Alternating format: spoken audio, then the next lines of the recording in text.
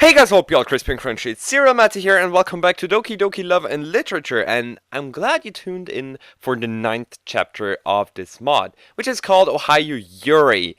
Quite interesting because Yuri, as by now, I think is the least interesting, or let's say the least relevant character of the entire mod so far. Only so far, because this chapter will probably be all around Yuri, so hey, let's give Yuri applause. An applause. She got her own episode. Yay! So, let's start this episode. 11:02 a.m. Yes, Sam. I wake up in the morning and wonder why everything's the same as it was. The fuck? I can't understand. No, I can't understand how life goes on the way it does. What the fuck is wrong with you? Are you tripping balls? What did you and Sayori do last night? Tell me. You got some of that weed, bruh? And you still high as fuck? Or what's the case?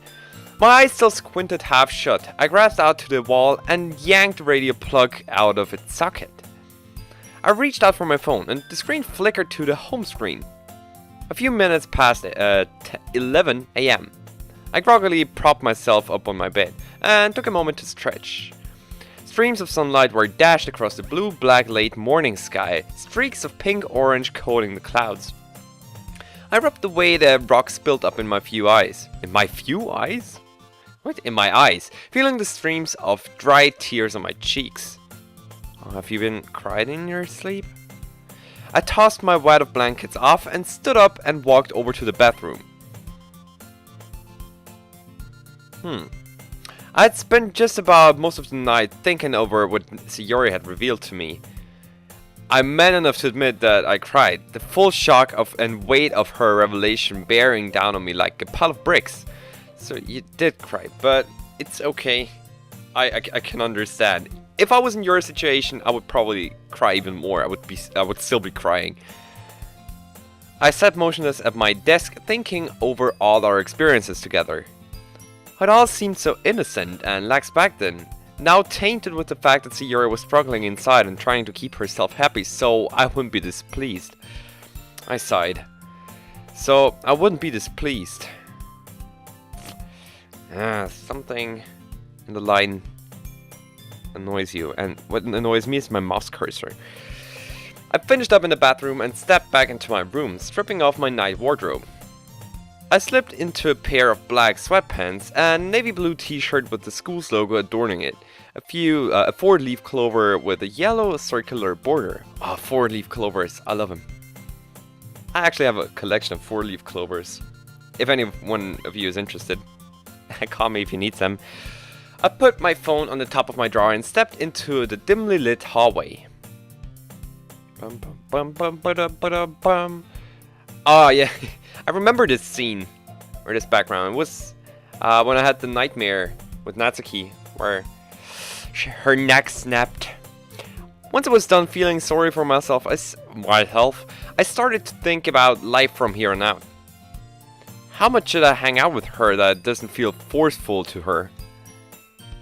When are we, or she, going to reveal her secretness to the club, to her parents? Do her parents even know about any of this? Or is she keeping it a secret from them as well? I can't understand not telling the club, but, like, they are her parents. It's different. I walked down into the living room. I'd kept the lights off and most of the electronics unplugged to conserve power, a habit I picked up from my father. I started to place around and re-plug the ones I was going to use. I know she had told me not to tell anyone in the club about this, but still, it doesn't feel like the best way to do things. I know for a fact they would be 100% supportive and understanding about this. They would be there to help her and be just as concerned, if not more, about her than I am. But I had to respect her wishes and do things at her own pace, however fast or slow they might be. I walked into the kitchen and flicked on the light. I opened the fridge and reached for a box of pancakes batter, setting it on the counter. I pulled out the other stuff I'd need. Syrup, strawberries, whipped cream, maybe even a little chocolate savings for an extra kick. Should I call her today to make plans again? Would she like that? Or would I be putting her through more unnecessary pain trying to keep her a false happiness act? But she doesn't have to anymore, right? I know now. I know she doesn't enjoy putting me through her moppiness, even though that's never been the case. Or she tries to, but she usually can't. I dug out a pan from the pantry and turned the oven on. A circle of blue pilot lights bloomed. Wow. While it warmed up, I started making the pancake batter. I reached for the batter whisker. I still can't believe all of this. I mean, I believe it, but how could I have never known? What kind of person am I? Of course, in the light of retrospective, it all seems so obvious, but I just feel so evil. So twisted and vile. Is this right? Should I feel this way? Am I really her friend? I poured a generous serving of pancake batter into the pan, which immediately began to bubble and pop from the heat. I stood there for a moment, listening to the batter begin to fry. The heat drifted across my face, brushing my eyes. I could hear the hum of the stuff, the smell of sweet pancakes wafting into my nose. Of course I am, don't be stupid. I've always been her best friend, and she's always been mine. This is just a hiccup. Yeah. All friendships and relationships have their hiccups, their bumps, their issues. And they always, well, more often than not, get resolved and the relationship is happier and stronger as a result. This is just a hiccup, that's all. We will get past this together. I reached up into the cupboard and pulled out a glass and plate. I poured myself a light glass of orange juice and dug into another drawer for a pair of utensils. What are you gonna do? Let's see what's on, I thought, taking a spot at the dining table. I snatched up the small grey remote and turned on the power. The TV flickered and a cartoon show, looked kinda dated, popped up. I started scrolling through the channels. You know, I love my parents to death. They're the best people I know. But in a weird sort of way, it's oddly liberating for them to not be here, even if it's for a few days. It's a taste of freedom, the eventual freedom I get when I go to university and, likely, move into a dorm or apartment of my own. It's a brush against being independent, being your own person, being able to make your own decisions without having to double check first or ask for permission and stuff. I kept flicking through the channels. Weather reports, local news reports, some schlocky midday... Sorry. Midday TV dramas, nature shows, more kid-level cartoons. Is there anything good to watch these days? I switched over to a national level news station. On the screen, footage of North Korean leader Kim Jong-un with his short, slick back hair and pudgy face, huddled with a group that looks like his military advisors overseeing one of his army centers. On an opposite screen, a female Japanese UN ambassador with flowing brown hair and gorgeous emerald eyes was talking. Flowing brown, emerald green eyes. You know who I'm thinking about? Yes, you probably know. Barack Obama. The headlines discussing new sanctions placed on the title Isolated Hermit Nation. I set the remote down and started to eat. I'll have to do. I tried to stay focused on the news report considering the way things were going with Jong-un and the new US president, who wouldn't be just a little interested in these talks? Question mark. But my thoughts still rolled back to see Yuri. It's kind of weird that my character mentions real life scenarios, or at least real life characters, because I think actually the DDLC world is a different universe. It's outside of our known and loved world. It's completely unique, it's completely independent, but still, apparently in this world we do have access, or they do have access to stories from our world, or the events take place in our world, but it's a very complicated situation. I don't need to talk on. I glanced down at my plate of half-eaten pancakes. The syrup, what the fuck was that? Already soaking into them a slightly firm mush. Maybe I should go bring her some. No harm in that, right? Just giving her some breakfast. I still have some batter left. I mulled the thought over for a moment. I played with one of the pancakes with my fork. No, what an awful idea. These pancakes are kinda shitty anyway. I took a sip of my drink to rinse the taste from my mouth. Too much batter. I'd be doing her disservice, I thought to myself. This is the kind of cooking Natsuki would turn her cute little nose away from in disgust. I almost dropped my fork. Oh wait, I haven't been thinking about Natsuki for quite a long time.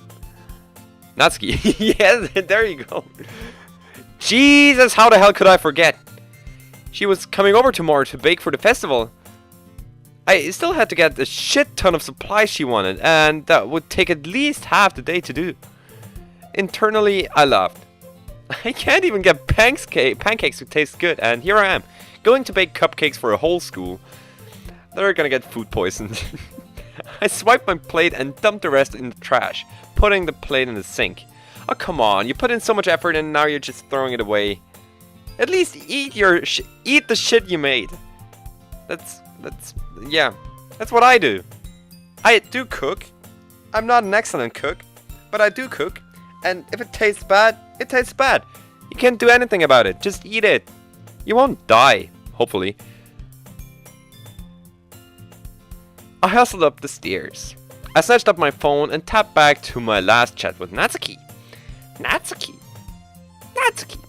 She had sent me a carefully typed out list of various supplies with the shop name of where to get them and their prices.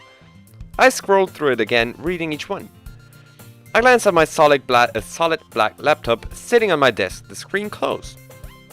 The charger port hung off the edge of the desk, the outlet plugged in. Quickly I sat down at my chair, propped it open and started to type.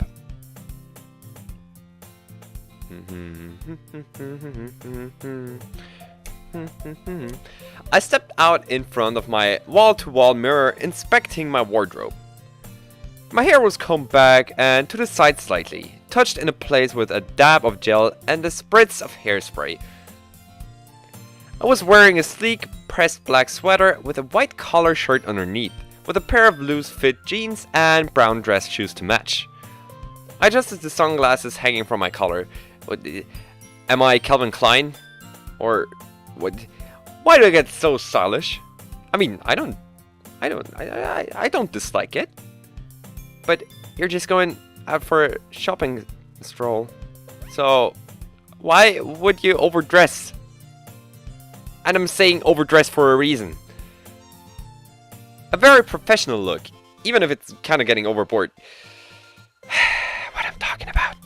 After all, I'm just going grocery shopping. Still what I'm talking about.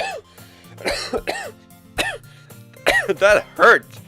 What the fuck was that? Note to myself, never do that again, whatever it was. But never do that again.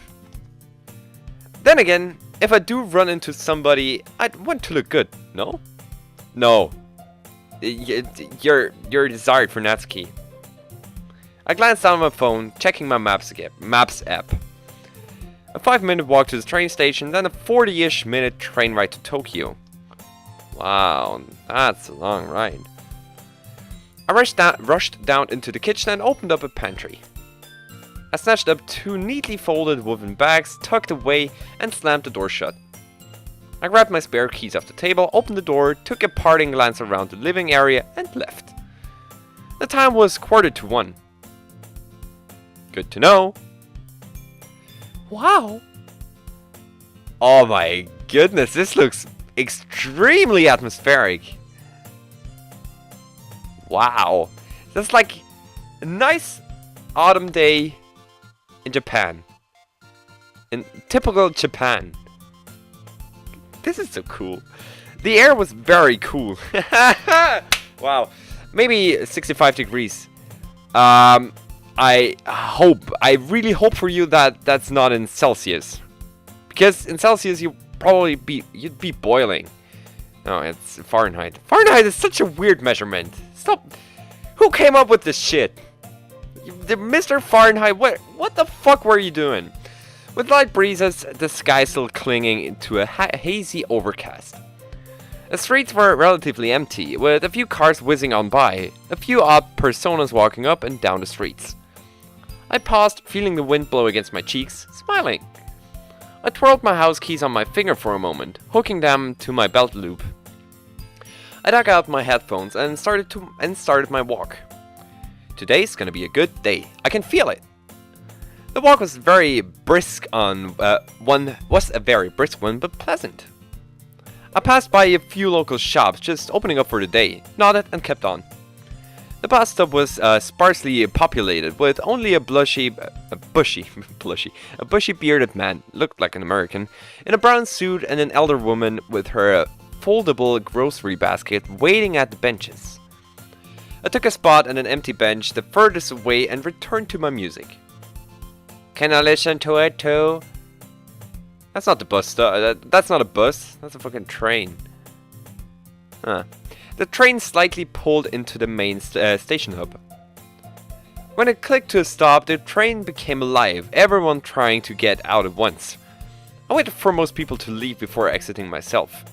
The station was swarming with people moving about the little stores heading out of the station into the city. I unplugged my headphones, paying more attention to my surroundings. Hello, is this actually in Japan? I don't think so, because over here it says something not. Do not enter or whatever. I mingled down the crowd, my empty bags clutched in my hand. I reached the main plaza where about a dozen people were enjoying their brunches. Metal tables and benches were spread out, a large water fountain crowning the center. I took a spot at an empty table, pulling out my phone. I looked at Natsuki's list. The first store was a few blocks away, was due to open in a few minutes. I clicked my tongue. Should have taken a later train. Guess there's nothing else left to do but wait.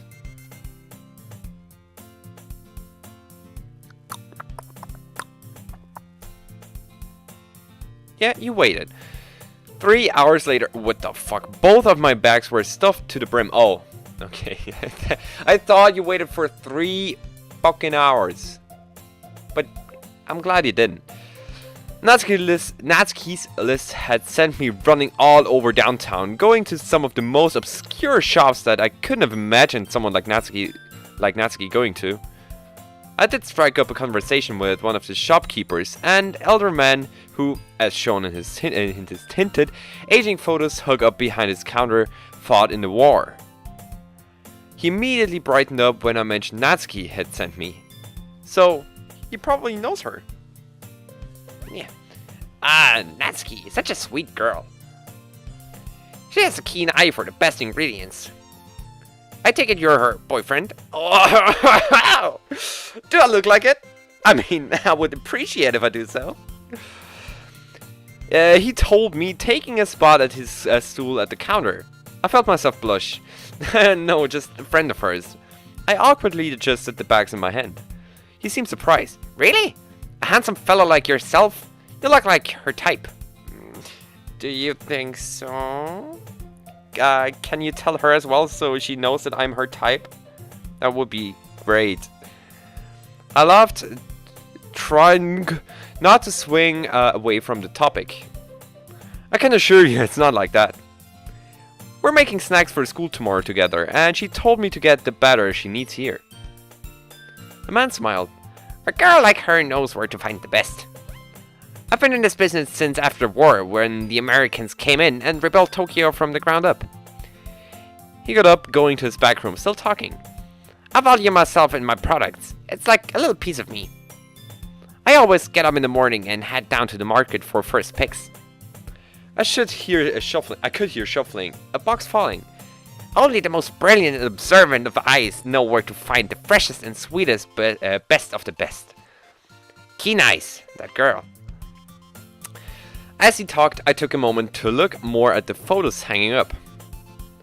In one I could see a group of men sitting down at a makeshift table in war setting, the imperial flag of Japan hanging behind them.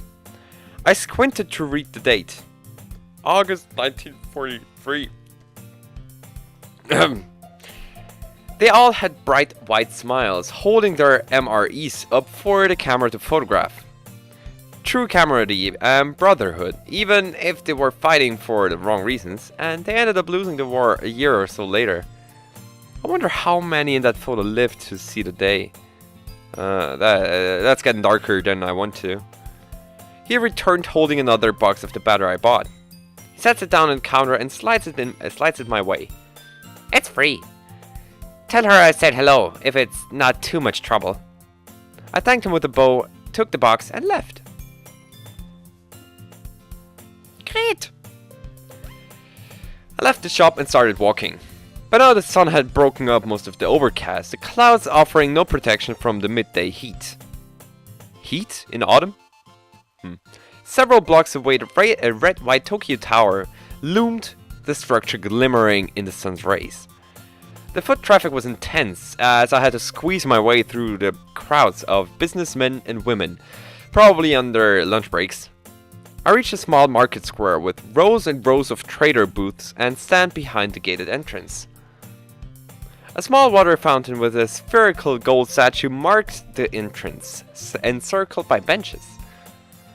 I sat down at one, setting my bags at my feet. I took a moment to catch my breath and took out my phone. I scrolled the Maps app, refreshed it. The next train back to Ichikawa wasn't due for another half hour. I sighed, slowly putting my phone away. I dug into my bag and grabbed my unopened Ramune soda bottle, popped the top, and took a long swig.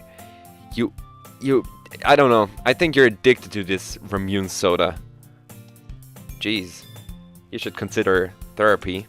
I mean, no, not seriously though. Don't take everything I say seriously. Okay. I suppose most of you aren't taking what I say seriously anyway. Probably nothing I say. Okay, you can take me a bit seriously. My ass glanced around, eyeing the market. People were huddling around various booths, inspecting the foods and products the vendors had to offer. Fresh fish, ripe fruits, knickknacks for the rich foreigners, the works. Farther inside, I could hear lively music. Music sounded like a band and not just a recording. I shifted in my seat. I looked around more. Various buildings surrounded me. My eyes fell upon a small bookstore, the glass door propped open. Is this where I'll meet Yuri? Some people were sitting at the shaded tables outside of the entrance, gated off. Underneath the green-white Unichiro bookstop amenities sign was a more crudely printed New Shipments banner in Japanese. Through the window I could see a cluster of people standing around, unmoving. From here I couldn't tell what they were doing. I only saw their upper bodies. I watched the activity in the window with vague interest. I checked the time again. I guess I could browse around, I thought, standing up and grabbing my bags. How convenient this is, thinking about it more. After finishing My Hero Academia so far, I was interested in checking out the manga that came before it and seeing how it stacks up to the show. The New Shipments sign gave me an inkling of hope that they might have it in stock. If not, I could always look at some other series they have. Either way, it would at least kill about half an hour. I gathered my things and made my way across the street. The bookstore. I know this background. I fucking know this. Oh, it's from Purist Mod. From DDLC Purist Mod. It's the same background. I think. Yeah, it is. Yeah, it is. Okay. I stepped into the store, which was very homely in tone. Several rows of wood bookshelves stretched all the way to the back of the store. A step-up counter was to the left of the door with a smaller bookshelf behind it. Various posters of treasured Japanese literature as well as some classical art hung up around the walls. The air was pleasant and slightly cool with a distinguished smell of cherries. In the very back, I could see about 10 or so people huddled around a low table, draped with a white sheet, with an older woman sitting behind it, dressed formally.